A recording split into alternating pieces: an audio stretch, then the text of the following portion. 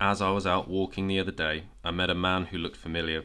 We passed, nodded, and glancing as we did, and then when we'd gone a few paces beyond one another, we both turned. "Is that you, Michael?"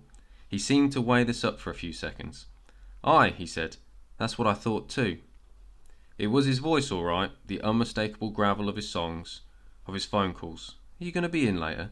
Can I come round? Have you got time?" I had. He rounded, he'd come. "What are you doing here?" "Well," he began, and that wasn't there. I stood looking at his echo, the empty space 6 feet away. I thought, if I go home and sit in one side of the kitchen table, maybe he'd be there at the other side. He always took an age to drink his coffee. No need to rush. I wish I could remember everything he ever told me across that table.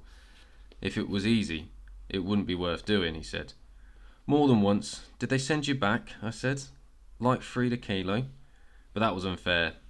It was what he'd managed in one of his songs. I had no right. I told him a story once, something that had happened after a death, and he listened, but he was being polite, or rather, because that's what he was, kind. "It's okay," he said when I finished, "but I don't want metaphors." I could see how you wouldn't in his shoes. I carried along the road, but I couldn't stop myself imagining him telling me something, and it went like this. He'd arrived at the gate, and it was open, with no one on duty, so he'd just put his head in to have a wee look, in case he wanted to slip away without bothering anybody. All was fresh and neat in there, very meticulous decor, but he didn't like how they'd been applied the paint. They'd always been mean with it.